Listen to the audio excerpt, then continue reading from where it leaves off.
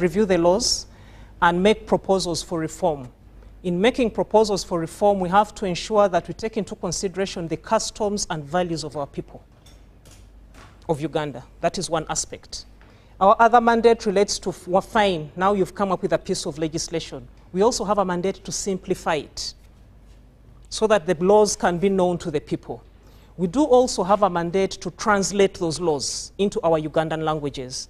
The viewers could all be aware of the Ugandan languages that we have, and they're also aware that the laws are mainly drafted in the English language. So we ensure that we translate. And I know later on we'll go into details of what we've translated, what exactly we've done in relation to our mandate. We also do revise the laws of Uganda. Parliament is the institution that is mandated to make the laws. So at one point you may find that since the Land Act was amended, or since the Land Act was passed, we've had like 6 or 7 amendments to the Land Act. So what the Commission does is to revise so that you can have all those amendments into one consolidated book for the public to easily access. So Jethro, briefly, that is the mandate of the Commission. Do you think you've exhausted fully all the mandate that you have to fulfill to Ugandans? Yes, I think I have. Gentlemen, public consultation and stakeholder engagement is part of the things that you consider before you make amendments in the laws that you have too. But Ugandans seem not to be understanding exactly how you consult and how you engage stakeholders. The question is, as you also make these consultations and engagements, do even the engagements and the views of the wananchi really matter? Others are saying, why do you do research and consult in secrecy? Thank you very much, Jeff, for that. I think it is a misconception to say that we consult in secrecy. As the Secretary said, as a commission, we're supposed to carry out research for purposes of reforms. And when we are doing this, we do this by carrying out wide consultations with all affected stakeholders. What we do is we get a law, if it has been identified as a law that needs reform. We carry out the background research, but we make sure that we go out there and carry out consultations with all those who are going to be affected by the law. And we do this by carrying out interviews with different people, by holding workshops and meetings, by doing focus group discussions, especially if the law is of a social context and we know it's going to affect people. So we try as much as we can within the resources that are available to carry out those consultations, stakeholder consultations, so that the proposals ultimately we do make and recommendations we do make to Parliament for enactment are really informed by the people, because the law ultimately must apply to the people. That's why the Secretary was saying we always try to make recommendations that are responsive to the societal needs. So we do carry out extensive research and consultations in our law reform process. What is your target audience? We do not have a specific target audience, really. We usually, it is dependent on the subject matter of the law we are dealing with. Definitely, for example, if we are dealing with electoral laws, we are going to be targeting politicians, we are going to be targeting all those who are affected. If we are dealing with the social law, I think I can give examples of some of this which we have done in the past. You remember when we did the research on domestic relations. And here we were targeting religious leaders, we are targeting the population basically. Similarly, recently we are doing the National Forestry and Tree Planting Act. We have been targeting people in the tree planting sector. We've been getting technocrats at the district level, district forest officers. We are looking at the enforcement bit. So really we do what we call a stakeholder mapping, depending on the subject matter, to ensure that ultimately we have both technical and social set proposals that inform our recommendations. Do stakeholders' views matter? Because a Ugandan out there might be wondering that you could be sitting there with your committee as a commission and really come to a conclusion depending on the research you've carried out. Now they really, really do. What we do, when we have set out our proposals on which we are going to consult on, we go out there, gather the views, And before we formulate them into recommendations, we do what we call validation workshops. We usually do regional workshops and meetings, you know, because of our different setting.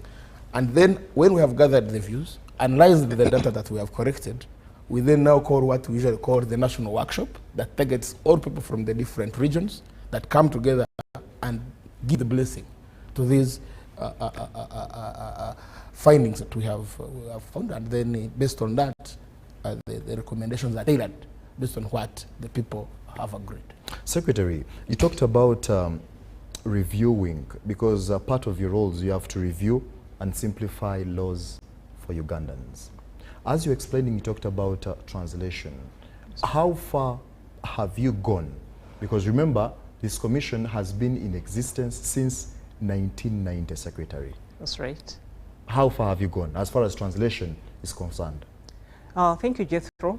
In terms of translation, we started with translating the Constitution of the Republic of Uganda.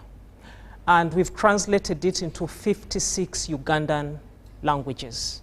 So with the Constitution, we can proudly say that every Ugandan can read a copy of the Constitution, whether in the English language, in Swahili, or in their Ugandan language. And we've also gone ahead to distribute it countrywide. Now, we've also embarked on translation of the Local Council Courts Act. As we speak right now, we've translated into 37 Ugandan languages. So what drives the aspect of translation is the need of the people. Which law are they really in need of to have us translate it for them? You've mentioned another aspect of revising. Those are two. Do you translate a particular law, depending on the need, like you're saying, or the entire booklet, maybe? Now, we translate the entire booklet. Because, for instance, if you're translating the Local Council Courts Act, you can't do it in parts. Someone has to read the entire law to be able to appreciate it and apply it. So you make a translation of the entire law. For now, with me here, I have a copy of the Local Council Courts Act as translated in Kupsabin. So it's a translation of the entire act as it is. This is also a translation of the Constitution. This is in Luwisi. And these translations are given out for free by the government. They're not sold. They're not sold. They're given out for free. Yes, Jethro. Still about our reviews, Secretary. Do you think people are really welcoming all these? What are some of the challenges are you facing when it comes to the translation bit of it, not as a commission, but translation? Because yes, there is demand, but I mean, these booklets, the constitutions that you've so far translated, they are not on the market. Where are you supplying these books, Secretary? Thank you, Jethro. I wouldn't want to say that the translated books are on the market, but the translated books are with the population. One, if you go to all our sub-counties, you'll find copies of the translated constitutions and Local Council Courts Act. After translating, we ensure that the books get to the end person. These books, we've also deposited them in all the universities in the country and all the public libraries in the country. So you'll find them there with the local people. And we give them out for free. But they're also available on our website for free. So they're not on the market. The translated ones are not on the market for per se because they're not supposed to be sold. The government gives them out for free. Mr. RUTAREMWA, let's talk about simplicity and clarity. What are you doing as a commission to ensure that Ugandans understand these laws? What we have done, we have said one of our mandates is to simplify the laws. What we have done is we have tried to do some simplification of specific laws by simplifying them from our legal technical English to that plain, simple English which each person can really understand. We have simplified the Contract Act. We have simplified the Succession Act. So basically, we do select those laws which we think are needed out there to be understood. Because we have over 390 laws in Uganda. So we look at demand-driven. What laws do we feel that people really want to understand? So we get to them, we simplify them in a plain English language. And we do this either by simplifying that whole piece of legislation as a whole, or by coming up with what we call guides to use. Okay, for example, we have done a succession guide. We have done the Road Safety Act. We have also simplified it. We have also simplified. I talked about the contract. We have also simplified the Cyber Security Act.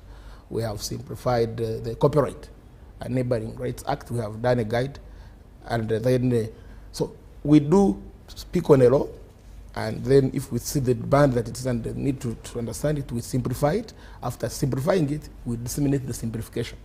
One, by distributing it in different places for access.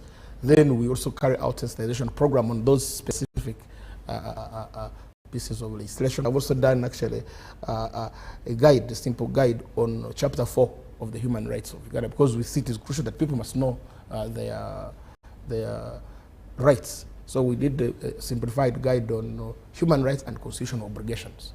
It is out there as well. So we know that the law, we usually write it in a technical manner, and we know ignorance of the law is no defense.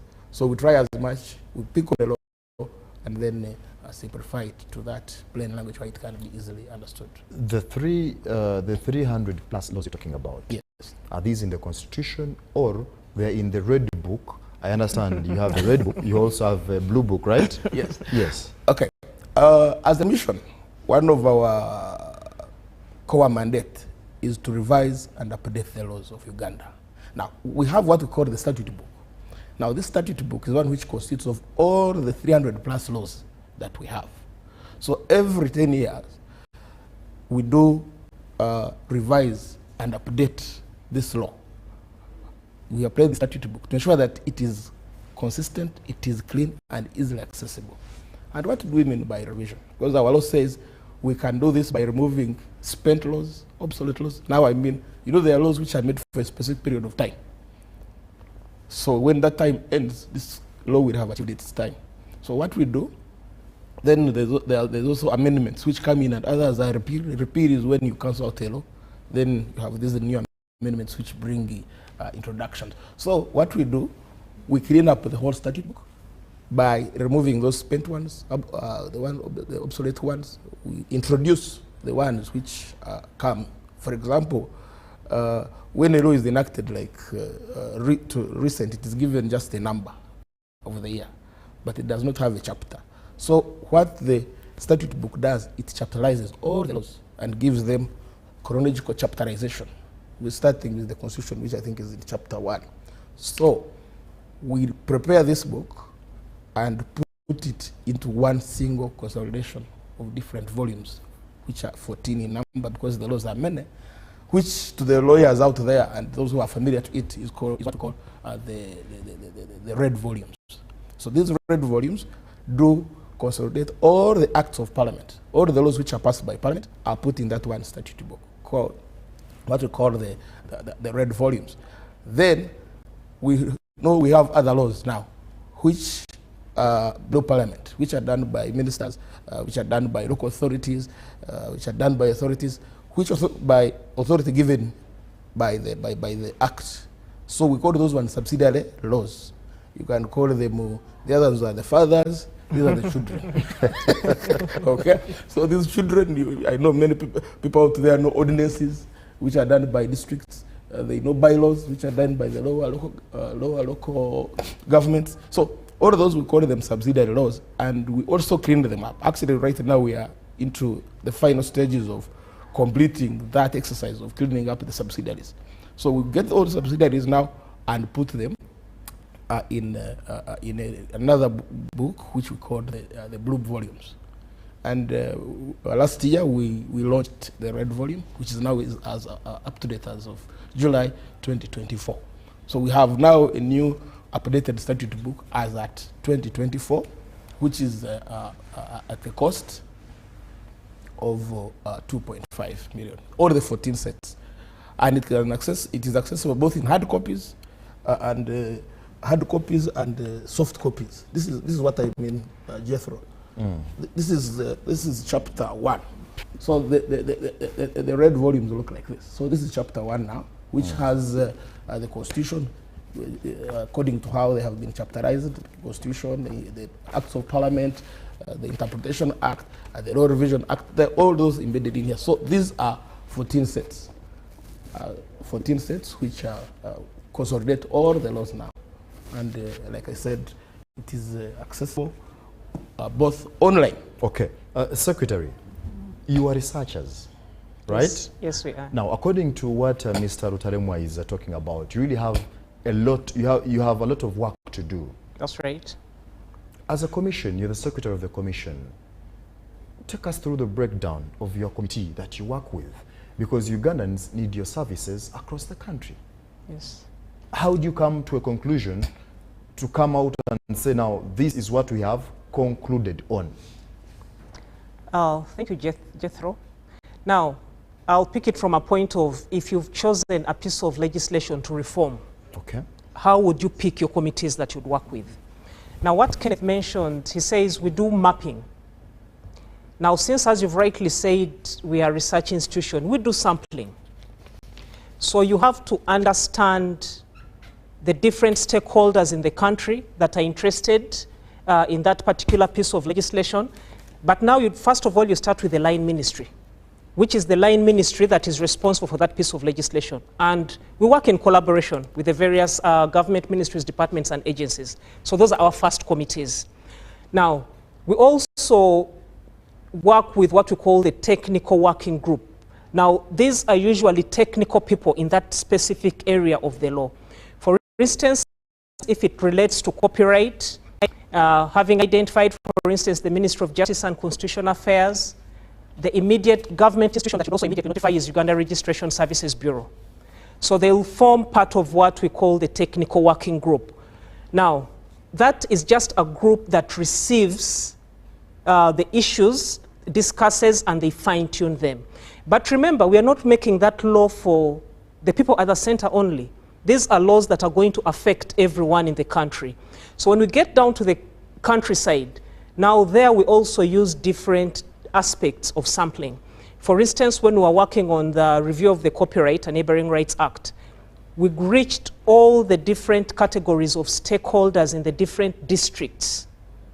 Now you have to understand their grouping. What groupings do they have? Now at that level, you also deal with them.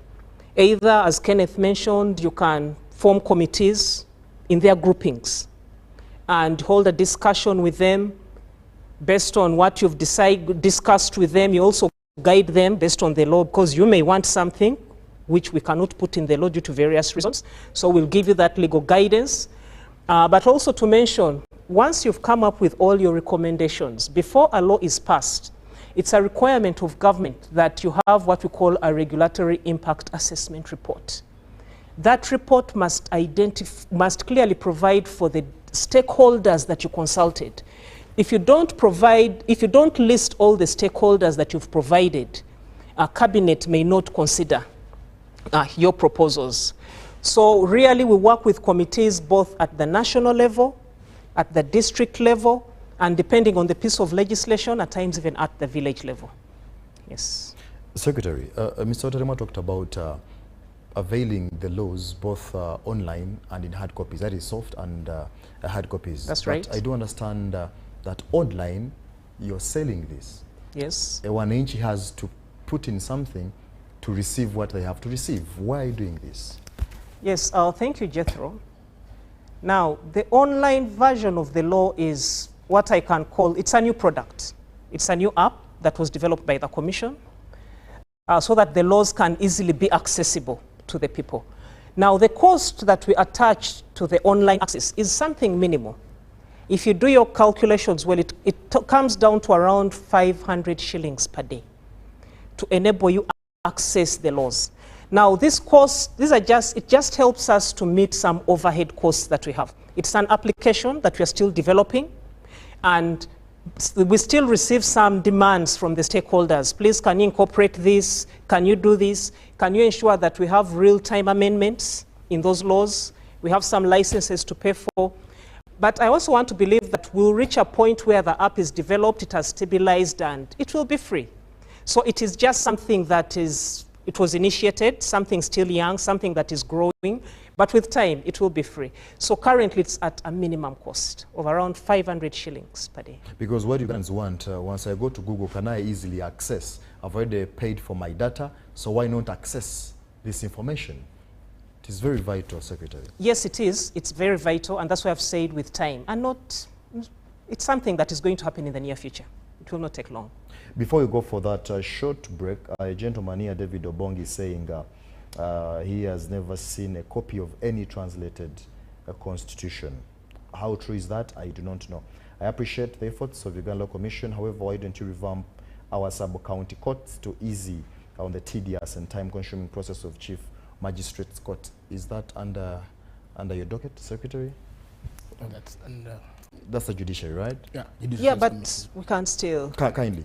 Yes, first in relation to the translated laws, yes, they are freely available on our website. Depending on where David is located, okay, if he went to any public library next to him in whichever district, he'll be able to access a copy. Okay. If he went to any university, depending on where he's located, he'll also be able to access a copy. Okay. Now, in relation to revamping the sub-county, yes, now I want to believe that's under the Local Council Courts Act.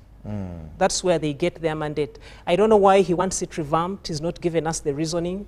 Okay. Yes, because their mandate is specific. The matters that they can handle are also clearly specified. And they were provided for because they're nearer to the people. They're nearer to the people. Secretary, allow me take this very short commercial break. When we do return, we shall be coming back with most of your questions and comments. Don't go away. The front bench continues. This is the front bench. It's a FlexiPay cashback explosion. Shop and pay with your FlexiPay cashback instant. It's a FlexiPay cashback explosion. It's a FlexiPay cashback explosion. Simply shop and pay with your FlexiPay at activating outlets and enjoy instant cashbacks. Terms and conditions apply. Stanbic Bank is regulated by the Bank of Uganda, and customer deposits are protected by the Deposit Protection Fund up to 10 million Uganda shillings.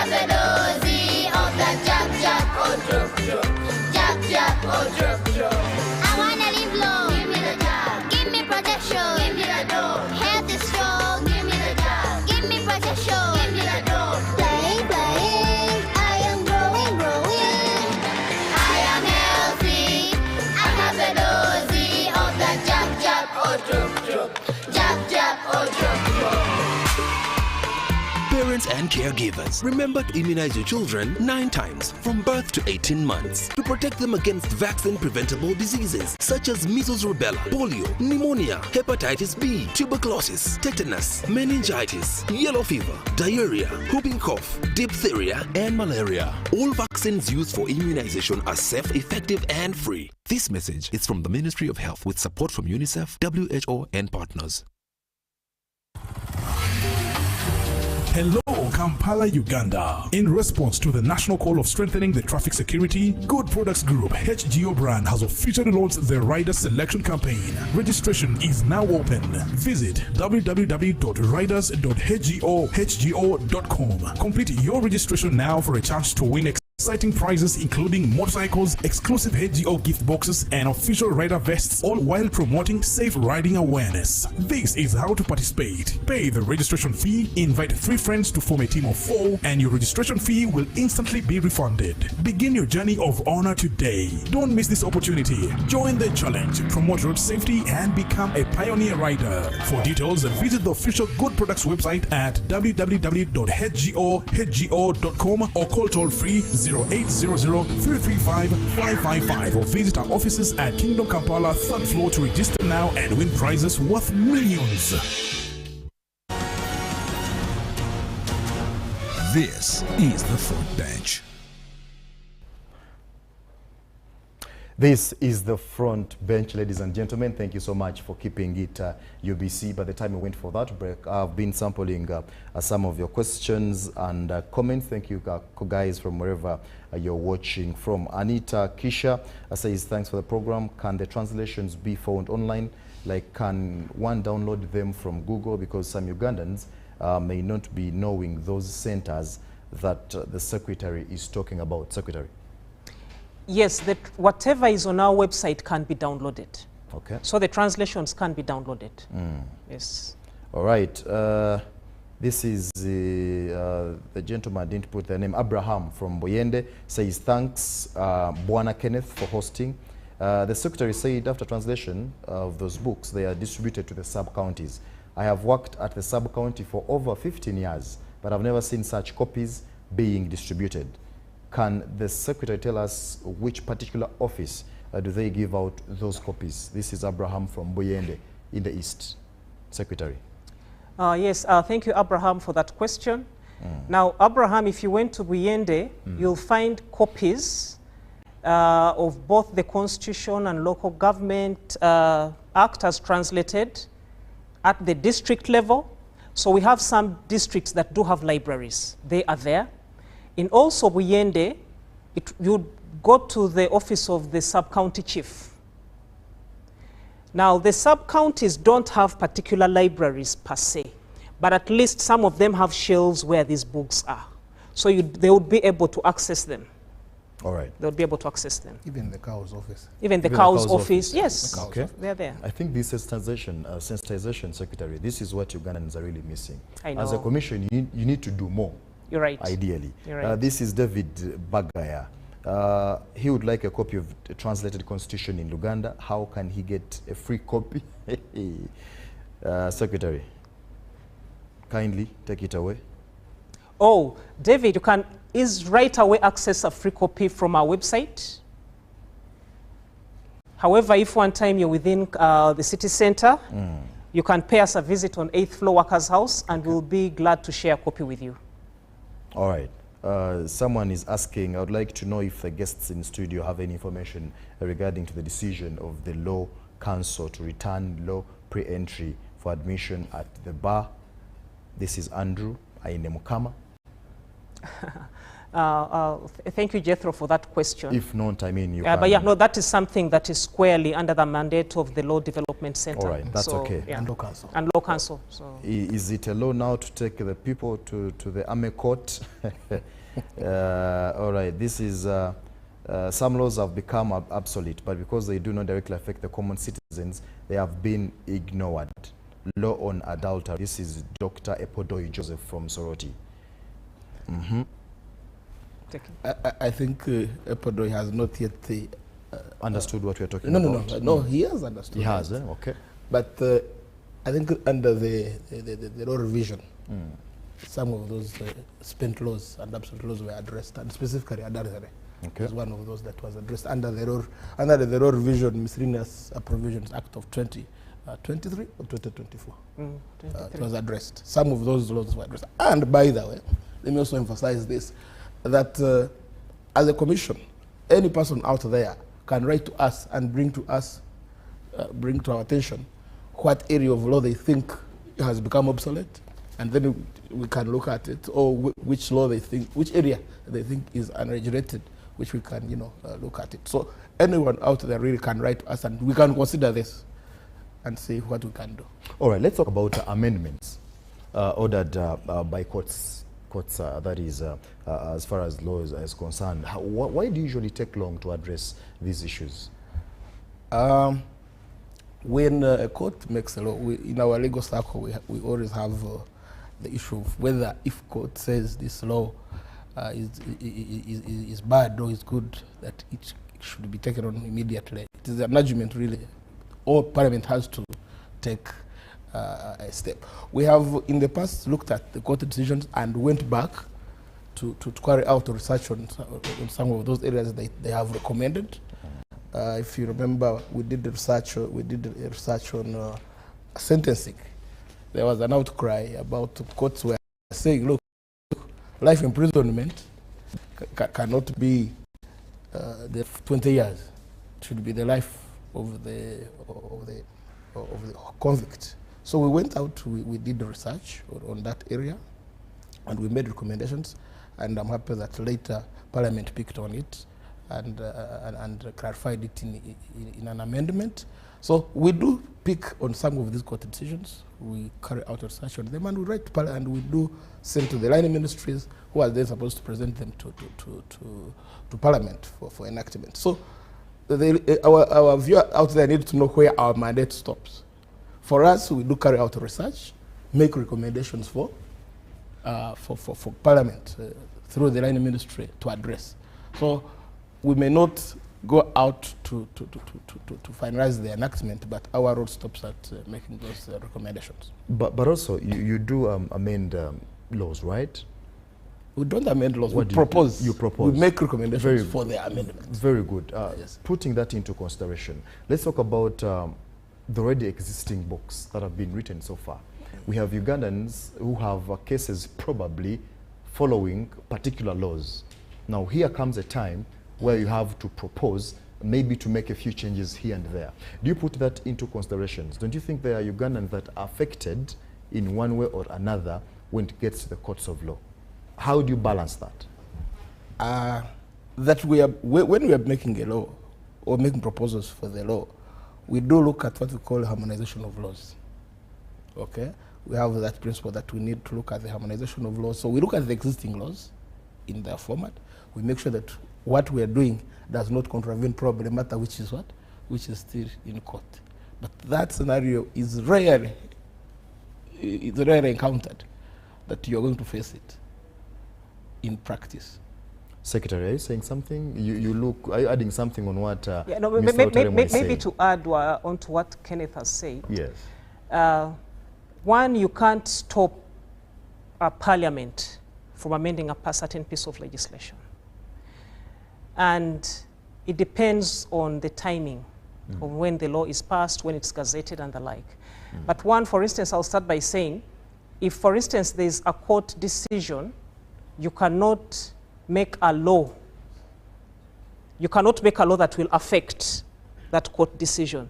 But also now, if, for instance, I think Kenneth was asking, you have an ongoing case and there's an amendment, how would it affect? I don't know whether that's what you meant. True. It wouldn't affect the case. Would be decided in the old law. Yes, it wouldn't affect the case. A gentleman here, Ronald, is asking, have you simplified mediation laws? Well, it's the first time that I'm hearing of a stakeholder who was interested in it, but we've not yet simplified the mediation laws. All right. Yes. Maybe you need to put it in exactly, yeah. Now that is, yeah. All right, good evening. I'm Anthony Lusaji. A question, how does the Law Reform Commission ensure that translated laws are accessible to blind individuals? Wow. Does the documentation or translation accommodate their needs? There you go. Thank you, Jethro.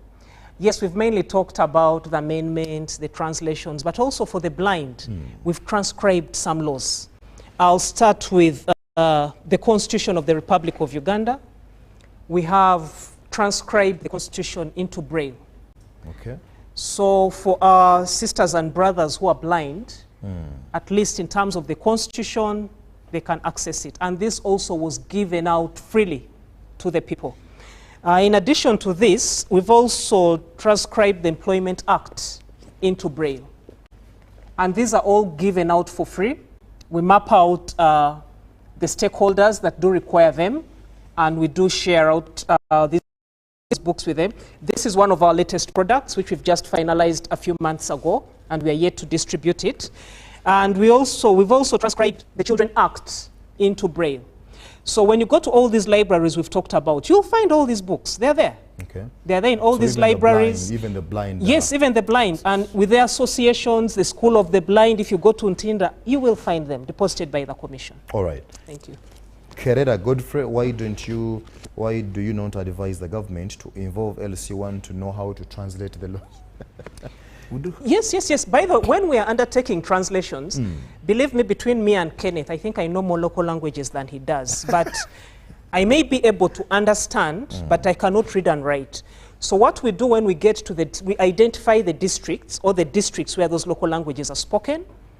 and we do work with the language boards of those districts.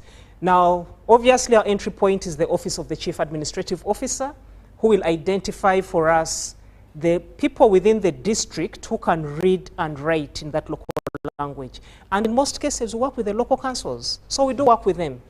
All right. Yes. Local councils LC1 and 2 are supposed to make bylaws which are legally binding, but the procedure to make them is not clear to them as leaders. Is the procedure guide available with the Commission? This is Geoffrey Kashaija Chirabira.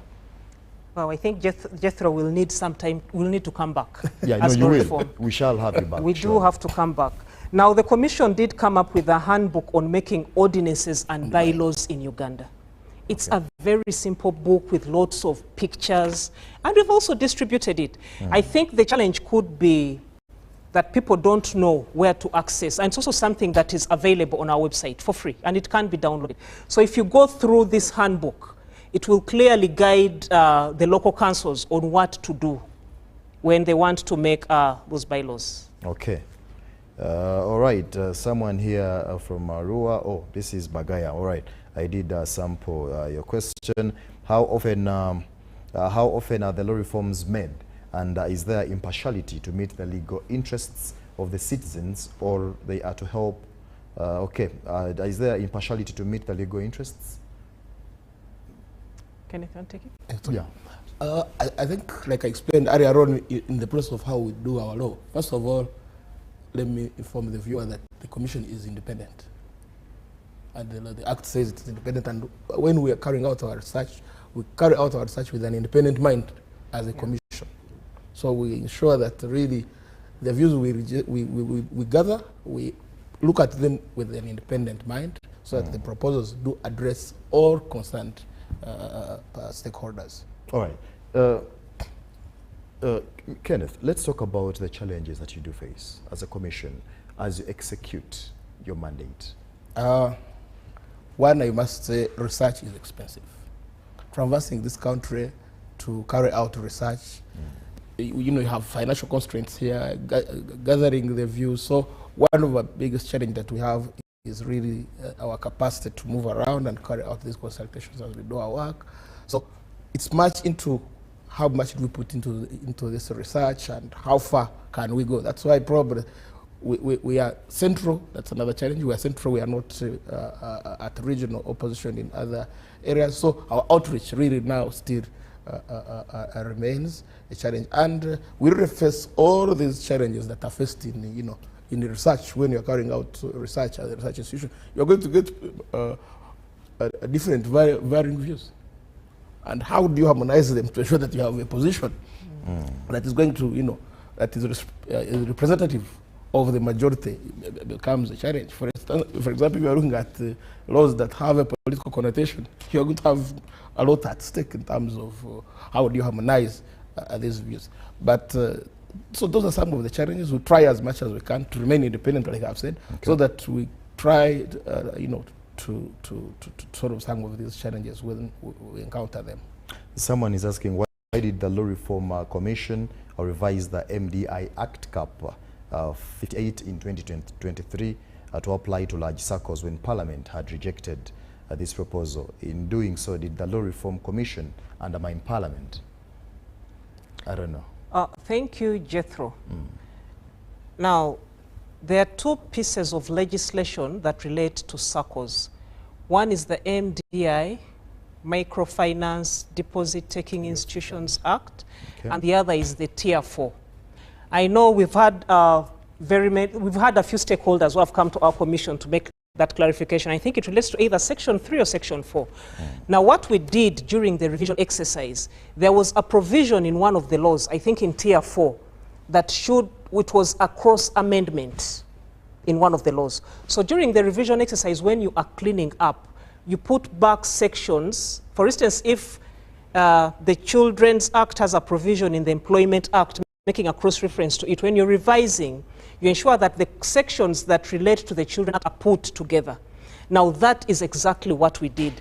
So now when someone is reading the MDI Act, and they come across that section that is relatively new, they forget that we picked it from the Tier 4 Act amendment, which was made by Parliament. Otherwise, at the Commission, we don't have a mandate to make the law. As Kenneth has said, we only make recommendation. But usually after a revision exercise, when we've consolidated, that's when some stakeholders will think, oh, they've put in this new provision, they have omitted this. But we are readily available to provide that clarification, and we've readily done it. And actually, in terms of that specific piece of legislation, yes, we've had a few stakeholders who have come to us. We've explained to them where that section was picked from, and they've appreciated. Yes. The Commission Secretary has been in existence since 1990. Is there a reason to celebrate? What are some of those things you can really state out and say, indeed, the Commission has done this and we have achieved this? What is there to celebrate? Oh, thank you, Jethro. If we are to look back and cluster the reforms that we've done, as a Law Reform Commission, we have done lots of changes and an impact on the country in, first of all, let me mention the commercial area. It was a time when we looked at all the commercial laws and made an improvement, both in terms of ensuring that there's revenue generated, in terms of ensuring that there are jobs created. So when the stakeholders look at a particular piece of legislation after it has been enacted, they may not know the history. But if you talk about the Companies Act, Insolvency Act, the Mortgage Act, they all have their roots in the Commission. Now come to succession. We've had challenges there. Talk about family laws. Let me just categorize under family laws. We've had not even had an input. We initiated, did research, made recommendations, and 90% of those recommendations were enacted. Talk about copyright, which is coming on board. I think currently it's with Parliament. The Commission has widely done research in that area, and we believe once it's passed, there are various stakeholders who will benefit from it, both at individual level, at government level. So for us, when we are talking about impact and what the Commission has achieved, that's what we look at. Have you created additional resource maybe to the government? Have you created employment to the people? We've been able to put the laws in one place, in one book. In the past, that revision was not being done in the country. But now we've built capacity of Ugandans to do a revision. So we don't have to look for any consultants or anyone. The revision is done in the country. We also have an app. That is something to celebrate. Just with my phone now, I have all the laws with me. Okay. And what we are working on now is to ensure that we have real-time amendments online. UPPC has gazetted this. Can we have it online? So that's where we are moving. So we really have a cause to celebrate, Jethro. All right. Secretary, still, how will government address potential challenges or resistance to legal reforms and recommendations, and also strategies that will be employed to raise awareness and build capacity among stakeholders on new laws and regulations? This is a question from someone. The names are not clear. Oh, thank you, Jethro. So one of the other things that we do as a commission is to undertake what we call advocacy. Now, when we are doing advocacy, there's what we call the pre and the post. Pre is you have a bill. It is not yet law. Introduce it to the people. Actually, even before I talk to the pre, as Kenneth said, when you're undertaking consultations, these views are from the people. So once we've put the views together in form of a proposal, we don't expect resistance. Because we believe we've consulted, we've built consensus, and we have agreed. So at that point, we don't expect resistance. But nonetheless, once you have your bill, before now it is passed, we also do what we call pre-enactment advocacy, taking people through a piece of legislation that is coming on board. These are the advantages of this, and this is how you'll benefit from it. Then there's what we call post-enactment. It has been enacted. Now, how do you take it out to the people? How do they get to know? So those are some of also the activities that we undertake at the Commission to ensure that the laws that are made are well received by the public and that they're implemented. Ndugu Kenneth, let's talk about technology. How are you embracing technology to simplify on your daily activities, but also putting in mind that the wananchi, since we are already going digital as a nation? Yes, we are embracing technology as a commission, and that's why we are updating our website. We are creating apps so that we have, interaction. We want to now, actually, we are trying to see how can we take on our consultations online. Okay, we're developing a system where we can now start having our consultations with the stakeholders online, so that we bridge that gap that we have been having of outreach. So as a commission, we are embracing technology, and we are ready for it, really, to ensure that we have this interaction. We have we are trying to update our social media handles, so that really now we have that connection with the public, because we know now everyone is on WhatsApp, everyone is on Twitter. So we want to see that we exploit these system, so that we have an outreach to our stakeholders. Okay, someone is asking, what have you done? What have you done to reform the inconsistencies regarding cooperatives in Uganda? Yes, we, like the Secretary said, we are looking into those inconsistencies. We have two laws. Okay. Again, these two laws created that inconsistency. We have the Cooperatives Act of 2022, and then we have the Tier 4 microfinance that all now came in to to regulate circles. We have identified this issue, and we are on it. Yeah. We have guided. We wrote a paper that the Attorney General is looking at. We are aware of that inconsistency, and soon we believe, now that we have made the recommendations we have made, they are going to be addressed. If I could talk maybe a little bit about the inconsistency that we're talking about. We have identified and noticed that the framework for cooperatives, under the Cooperatives Act, was meant to provide for the registration of cooperatives in their under their corporate principles.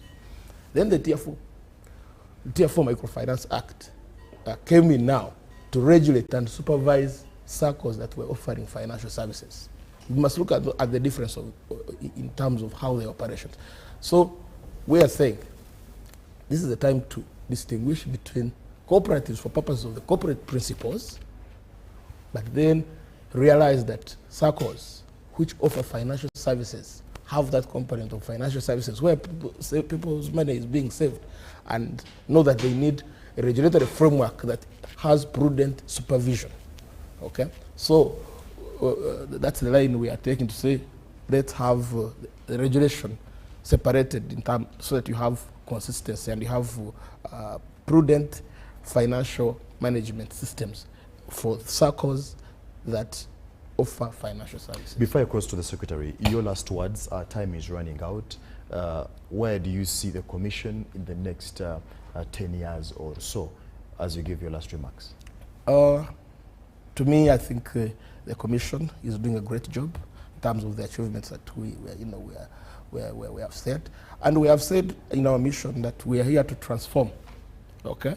To have that legal transformation and development using the law reform as an approach. So within the 10 years, I'd like to say, we want to see ourselves more involved in terms of executing our mandate, in terms of streaming out, churning out proper researched and recommendations for reform of our laws.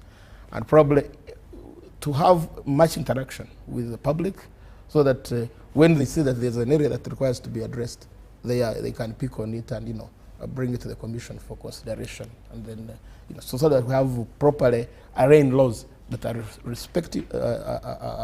are responsive to our societal needs. All right, thank you so much, Mr. Rutaremwa Kenneth. Secretary, questions are still coming in, of course, but of course you're going to be giving in your last remarks as we wind up. A gentleman here, Leonard Okello from Chira, is asking, how did a Tier 4 Microfinance Act provision make its way into the Microfinance Deposit Taking Institutions Act, that is MDI Act, in the red volume, when Parliament had dropped the mention of SACCOs in mentions the MDI?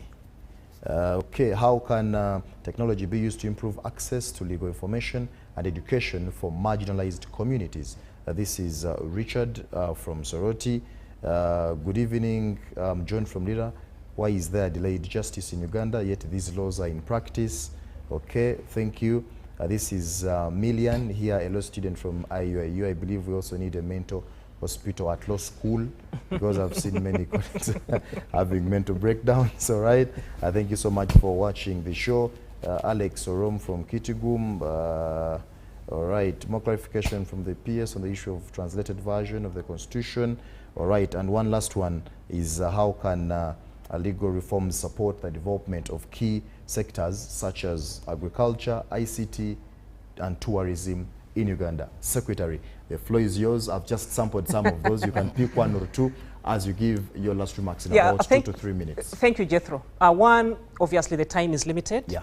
But if you talk about agriculture, we've done various reforms in the area of agriculture. We've made proposals for reform of the Animal Cruelty Act. In the past, we initiated legislation on plant variety. So in the area of agriculture, we have lots of laws that we've done research on, and some already legislation.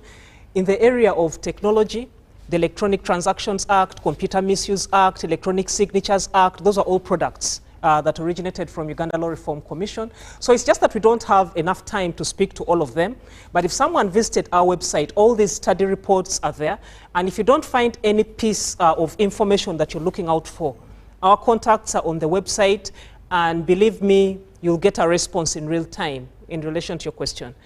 I don't know whether you want me to wind. Let me first comment on the aspect of the microfinance. Yeah, please. I'll request any stakeholders that have any issues with what is provided in the 7th revised edition to directly get in contact with the Commission, and we'll be able to take you through how the revision exercise was done in relation to that piece of legislation.